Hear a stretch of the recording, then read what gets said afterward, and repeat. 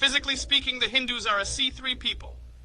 They are a race of pygmies and dwarfs, stunted in stature and wanting in stamina. It is a nation 9/10 throts, of which is declared to be unfit for military service. This shows that the caste system does not embody the eugenics of modern scientists.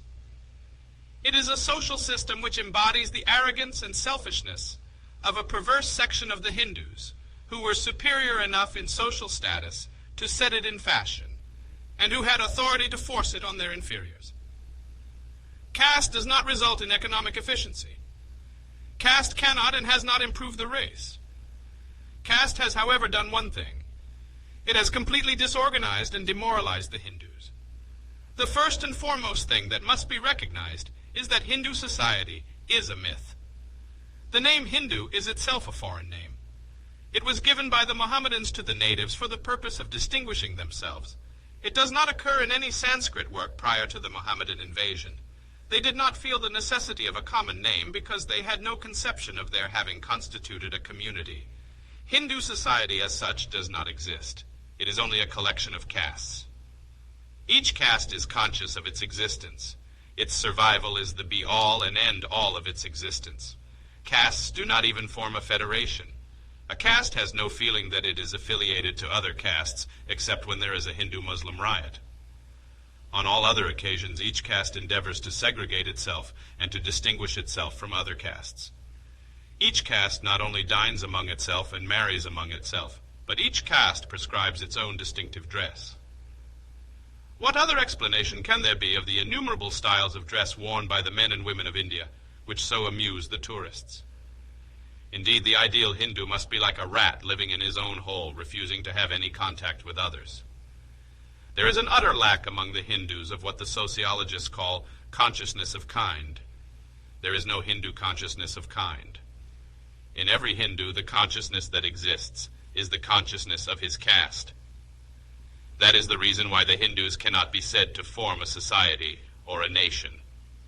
There are, however, many Indians whose patriotism does not permit them to admit that Indians are not a nation, that they are only an amorphous mass of people.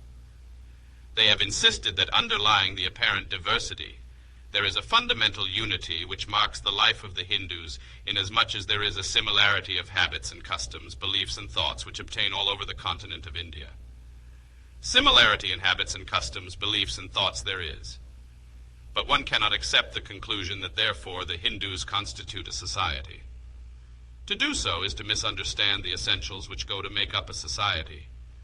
Men do not become a society by living in physical proximity any more than a man ceases to be a member of his society by living so many miles away from other men. Secondly, similarity in habits and customs, beliefs and thoughts is not enough to constitute men into society. Things may be passed physically from one to another like bricks. In the same way, habits and customs, beliefs and thoughts of one group may be taken over by another group, and there may thus appear a similarity between the two. Culture spreads by diffusion, and that is why one finds similarity between various primitive tribes in the matter of their habits and customs, beliefs and thoughts, although they do not live in proximity. But no one could say that because there was this similarity, the primitive tribes constituted one society. This is because similarly in certain things is not enough to constitute a society. Men constitute a society because they have things which they possess in common. To have similar thing is totally different from possessing things in common. And the only way by which men can come to possess things in common with one another is by being in communication with one another. This is merely another way of saying that society continues to exist by communication, indeed in communication. To make it concrete, it is not enough if men act in a way which agrees with the acts of others. Parallel activity, even if similar, is not sufficient to bind men into a society. This is proved by the fact that the festivals observed by the different castes amongst the Hindus are the same. Yet these parallel performances of similar festivals by the different castes have not bound them into one integral whole.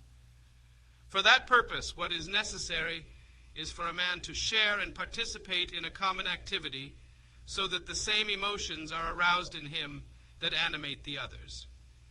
Making the individual a sharer or partner in the associated activity so that he feels its success as his success. Its failure as his failure is the real thing that binds men and makes a society of them.